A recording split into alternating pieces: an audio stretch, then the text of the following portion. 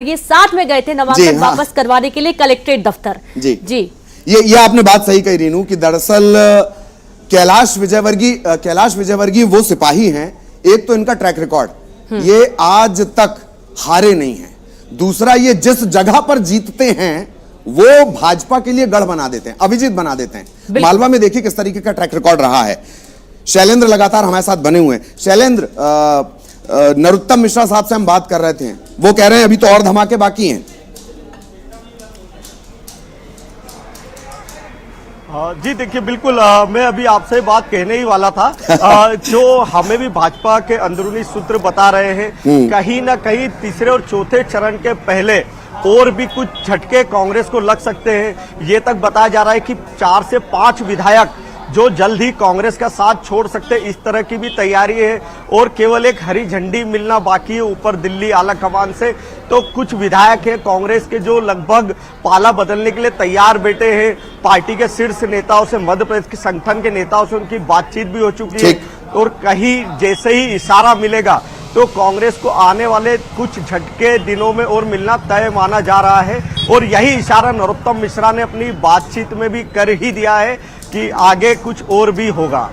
जी चलिए, एक मैं आपके पास भी चर्चा के लिए आऊंगा। पुष्यमित्र भार्गव, महापौर इंदौर, क्या कुछ वो कह रहे हैं? अभी कुछ दिनों पहले वो हमारे जो खास प्रोग्राम है चुनाव एक्सप्रेस, उसमें पहुंचे हुए भी थे। तब की बातों से भी कुछ ऐसे इशारे लगते हैं। उनका रिएक्शन सुन लेते पहले। भारतीय जनता पार्टी के राष्ट्रवाद और मोदी जी की कार्यशैली से हर कोई प्रभावित है। मुझे लगता है कि ये उसी का परिणाम है। ये माना जाए कि चुनाव जो है बीजेपी एक तरफा जीत चुकी है।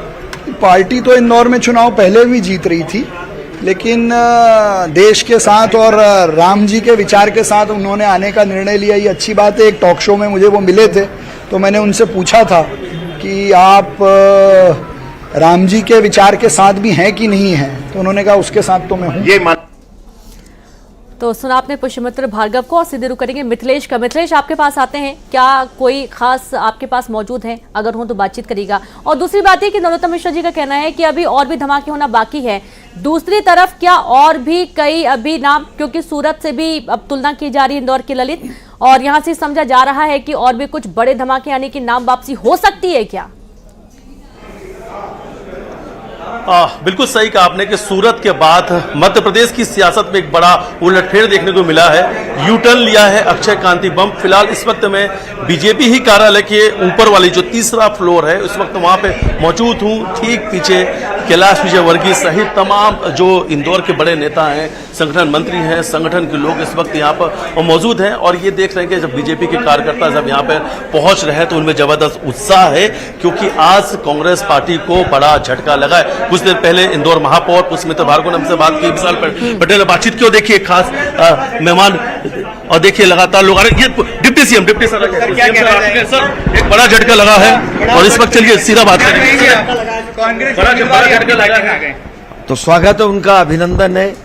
और निश्चित रूप से मुझे लगता है कि वो पार्टी में आएंगे, काम करेंगे। और क्या बहुत अच्छी बात। क्या वजह क्या मानते हैं आप? लगातार लोग कांग्रेस पार्टी छोड़ के बीजेपी में शामिल हो रहे हैं। तो कांग्रेस से तंग आ गए। कांग्रेस पार्टी की रीति नीति से परेशान होकर के वो भारतीय जनता पार्टी में आ रहे हैं। स्वागत है, अभिनंदन है। नरोत्तम मिश्रा कह रहे हैं कि बड़ा धमाका करने वाले हैं। नरोत्तम मिश्रा तो कह रहे हैं अभी बड़ा धमाका और होने वाला है। होगा सब धीरे धीरे। देखो आप कितने हो गए धमाके। और क्लस्टर के प्रभारी की कहानी कैसे लिखी गई, कब आई संपर्क में पहली बार? नहीं, ये मुझे लगता है कि ये सब धीरे धीरे सब लोग आ रहे हैं। बहुत ज्यादा विस्तार में कहने की आवश्यकता नहीं। अच्छा, सूरत स्वागत करेंगे उनका, जो और आना चाहते हैं, जो आना चाहते हैं स्वागत है। यहाँ तो कह रहे हैं ना, न्यू ज्वाइन हो ही रही है, सब लोग आ रहे हैं, स्वागत है। इंदौर के बाद किधर?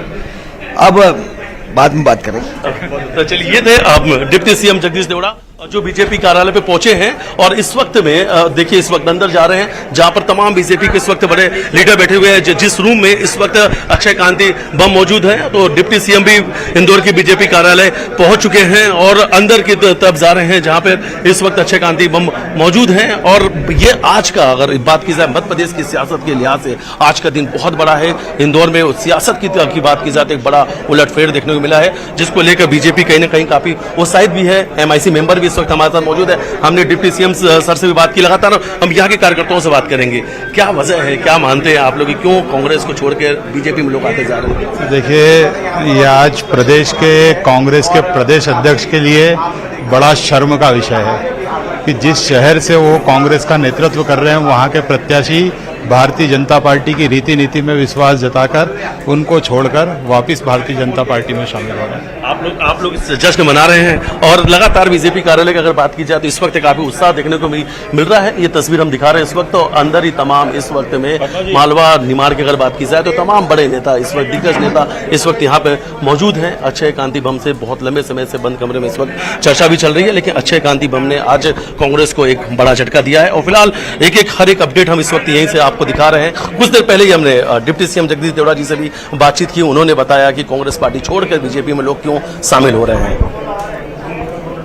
जी बिल्कुल, और जाहिर सी बात है लगातार तस्वीरें सामने आएंगी, वो भी दिखाई जाएंगी। और ललित, यहाँ पर काम करने का तरीका देखिए कैलाश विजयवर्गीय का। 15 मिनट होते ही सोशल मीडिया एक्स पर एक पोस्ट किए स्वागत के, और ठीक उस 15 मिनट के बीच में हमारी कांग्रेस प्रवक्ता से बात हो रही थी, पूछा जा रहा था कारण क्या नाराजगी के, और उसी 15 मिनट में नामांकन वापस होने के साथ ही वो सीधे नजर आते हैं बीजेपी दफ्तर। जी, दरअसल ना सिर्फ कैलाश विजयवर्गीय बल्कि पार्टी का तरीका ही इस तरह से होता है। आप कभी भी देखिएगा कि आज अगर ये डिसाइड किया गया, याद होगा महंत ने बयान दिया था लाठी मारने वाला, सिर फोड़ने वाला प्रधानमंत्री को लेकर, दूसरे दिन जब पार्टी विरोध प्रदर्शन के लिए उतरी, उसके पास बाकायदा बड़े बड़े बैनर, फ्लैक्स, पोस्टर थे। और जो भी समझदार व्यक्ति होगा और जो भी इस राष्ट्र से प्रेम करता होगा वो कांग्रेस से तो चुनाव नहीं लड़ेगा। और अक्षय बम को बधाई देता हूं कि उन्होंने माननीय मोदी जी की नीतियों पर विश्वास करके भारतीय जनता पार्टी का दामन थामा है और नाम वापस लिया। बाबा, आपको लगता है क्या कि जबरदस्ती के उम्मीदवार बनाए गए थे कांग्रेस की तरफ से, या अब ये तो कांग्रेस बता सकती थी, कोई उम्मीदवार ही नहीं मिल रहा था भाई उनको। यहाँ पर इंदौर में तो कोई उम्मीदवार ही नहीं मिल रहा था, सारे बड़े नेता दुबक गए थे, घर में घुस गए थे, कोई चुनाव लड़ने आगे नहीं आया। और ये आगे आया तो ये पीछे चले गए। वजह क्या है? भगवान राम के साथ लोग जुड़ रहे हैं। नहीं, देखिए, ये देश में कांग्रेस से मुक्त होने जा रहा है ये देश, और मोदी में होने जा रहा है ये देश। और आप जब 4 तारीख को जब रिजल्ट आएंगे पूरे देश के अंदर, आप देखेंगे कि कांग्रेस 40 के नीचे आ जाएगी।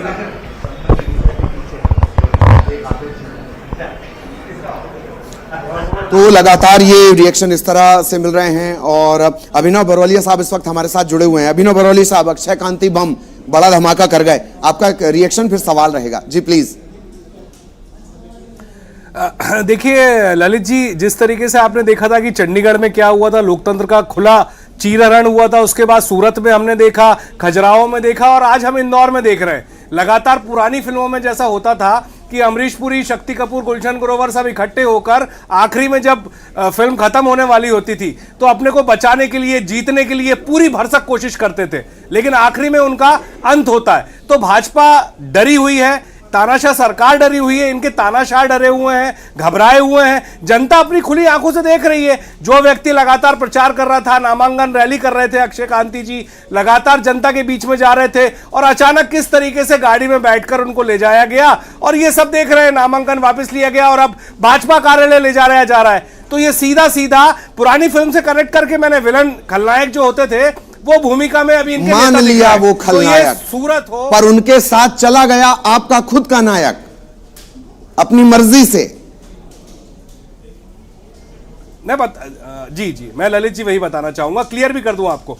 एक जबरदस्त जीत की तरफ इंडिया गठबंधन जा रहा है। 2 चरण के चुनाव के बाद ये संविधान खत्म करने की बात हम क्यों कर रहे हैं? ये लोग जो बोलते हैं कि ये संविधान खत्म कर देंगे हम, आरक्षण खत्म कर देंगे हम क्यों बोलते हैं कि ये खत्म करना चाहते हैं? ये उसका जीता जागता उदाहरण है। ये संविधान विरोधी लोग हैं, आरक्षण खत्म करना चाहते हैं, लोकतंत्र को खत्म करना चाहते हैं।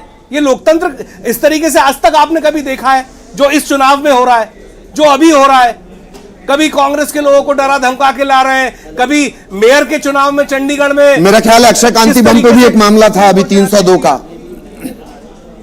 जो भी सर, देखिए मैं उसके गर्त में, मैं उसमें नहीं जाना चाह रहा हूं, मैं चुनाव की बात कर रहा हूं। लोकतंत्र, ये देश लोकतंत्र से चलता है, संविधान से चलता है। संविधान की हत्या करने की कोशिश भाजपा कर रही है, जो हम खुली आंखों से देख रहे हैं। इसको बचाने का काम आपका हमारा है। वो जो हुआ है। सूरत में भी यही हुआ, चंडीगढ़ में भी यही हुआ, खजुराहो में भी यही हुआ, अहमदाबाद में भी यही हुआ, आज हम इंदौर में देख रहे हैं जी। तो जहां ये अपनी तानाशाही गुंडागर्दी कर सकते हैं जी, कर रहे हैं। मैं आऊंगा आपके पास एक और बड़ा महत्वपूर्ण सवाल के साथ आऊंगा। प्लीज आप बने रहें। अशरफ हमारे साथ बने हुए हैं। अशरफ, 11:51 की एक ऐसी घटना जिसने पूरे देश का ध्यान, दिल्ली का ध्यान अपनी तरफ खींच लिया, वो है इंदौर से कांग्रेस के कैंडिडेट ना सिर्फ नाम वापसी बल्कि भाजपा कार्यालय भी पहुंच गए। किस तरह के रिएक्शन दिल्ली में, अशरफ? ललित, देखिए, ये एक बहुत बड़ा झटका है कांग्रेस के लिए। जिस तरह से नाम वापस लिया गया है इंदौर से अक्षय कांति बम का, तो ये एक बहुत बड़ा झटका है। उन्होंने अपना नामांकन फॉर्म ही वापस ले लिया और अब बीजेपी करीब ही ज्वाइन ही कर ली। और जिस तरह से कैलाश विजयवर्गीय ने ट्वीट किया है, फोटो डाली है, तो उससे बहुत कुछ साफ है कि बीजेपी जो है वो जैसा स्वागत है। सर, ये सिलसिला आगे जारी रहेगा इस तरह छोड़ने? आगे चलते हैं। देखिए, तो एक सीएम शिवराज सिंह चौहान जो बोल रहे हैं कि मोदी जी के चमत्कारिक नेतृत्व। बिल्कुल अशरफ, आप कंटिन्यू करें जी। ललित, जिस बीजेपी असल में चुनाव की कोई क्या, बल्कि वो एक तरह से जंग की तरह से लड़ रही है, क्योंकि उनको जीतना है, हर हालत में जीतना है। और उसी का नतीजा है कि वो कांग्रेस के जो उम्मीदवार हैं उनको अपने साथ जोड़ रहे हैं, पार्टी के अंदर ले रहे हैं। और ये अब ताज़ा उदाहरण इंदौर का है, जहां पे आप देख सकते हैं कि अक्षय कांति बम ने अपना नामांकन फॉर्म ही वापस ले लिया। तो साफ जाहिर है कि बीजेपी हर हाल में चुनाव जीतना चाहती है, चुनाव में जीत के लिए उतरी है। और एक तरह से कहते हैं कि एक तरह से चुनाव क्या देश में एक जंग की तरह है, जंग हो रही है और उसमें जीत जैसे होते हैं ना जंग में कि हमें जीतना ही जीतना है, जीतना ही जीतना और हर हाल में जीतना। बिल्कुल ललित, तो खजुराहो भी हमको याद करना होगा जब मीरा यादव का नामांकन रद्द हो चुका था। वो घटनाक्रम भी बहुत दिलचस्प था। पहले एक प्रत्याशी को वहां पर उतारना, फिर उस कैंडिडेट का नाम वापस ले लेना, उसे प्रदेश अध्यक्ष की जिम्मेदारी दे देना, दूसरा कैंडिडेट उतार देना। ऐसा लग रहा था रेस 3 चल रही है। इतने सारे ट्विस्ट थे उस फिल्म में। बाद में पता चलता है कि उनका जो नॉमिनेशन है वही रिजेक्ट कर दिया गया। उसमें भी तमाम तरह के आरोप प्रत्यारोप आए, बट बात वही आई कि एक वॉकओवर जैसी स्थिति शर्मा साहब के लिए वहां पर हो गई। हालांकि वहां का जो वोटिंग परसेंटेज है वो बहुत डाउन रहा। मैं समझता हूँ कि शंकर ललवानी जी उससे भी ज्यादा अधिक वोट से जीतेंगे। 12 लाख पार मार लें? नहीं, इतना तो नहीं मानते, पर जितना भी अधिक से अधिक इससे बढ़ के परिणाम आएंगे। ये मधु वर्मा थे और तमाम जो बड़े नेता हैं इस वक्त बीजेपी कार्यालय पहुंच रहे हैं और सबके अलग अलग रिएक्शन भी लगातार सामने आ रहे हैं। तो देखिए, अलग अलग प्रतिक्रियाएं सामने आ रही हैं। अभिनव जी भी हमारे साथ जुड़े। अभिनव जी, अब आप कह रहे हैं कि जोर लगाया गया, डरा धमका कर पार्टी ज्वाइन करवा ली गई है, लेकिन उनका ये बयान भी नहीं भूल सकते अक्षय कांति बम का कि उन्होंने कहा था कि उनको बलि का बकरा बनाया गया है। दरअसल ये भी कहा जा रहा था कि कांग्रेस को तो कोई उम्मीदवार ही नजर नहीं आ रहा था कि किसी चुनावी मैदान में उतारे और बीजेपी के प्रत्याशी को टक्कर दे सके।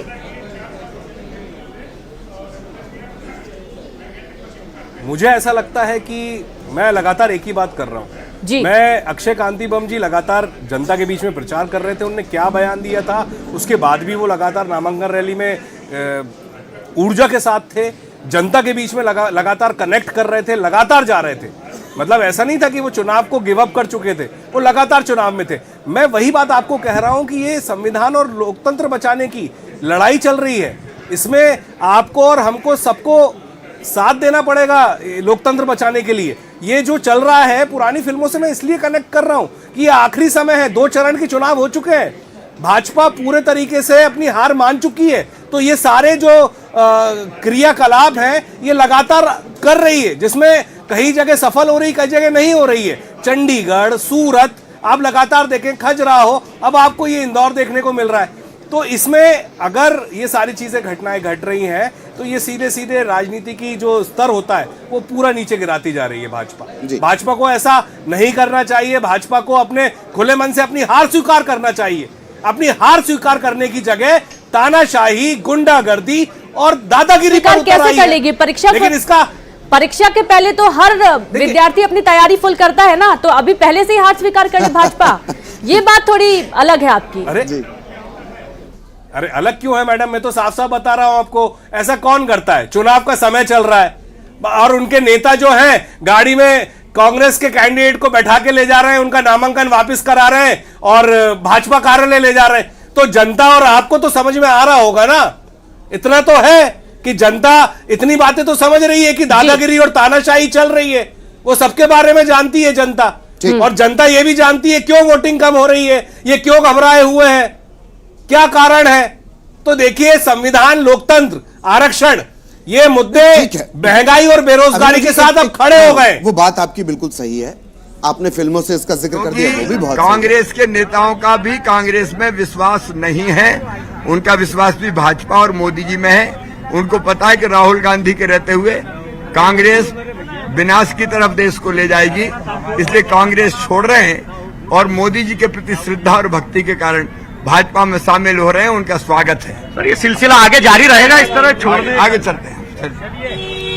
देखिए, तो एक सीएम शिवराज सिंह चौहान जो बोल रहे हैं कि, और ये जो पूरा घटनाक्रम रहा, इन सब में जो सबसे ऑथेंटिक पर्सन है, कलेक्टर हैं, जो जिला निर्वाचन अधिकारी भी होते हैं, उनका क्या कुछ कहना है वो जरा सुन लेते हैं।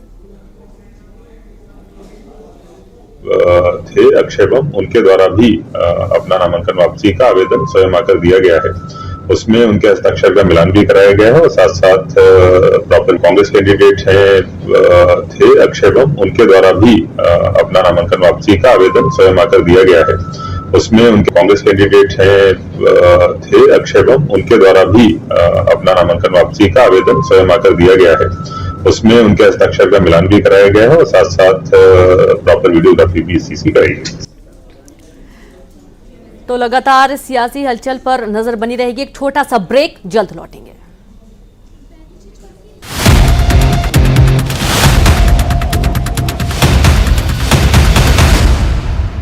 मेरे एक वोट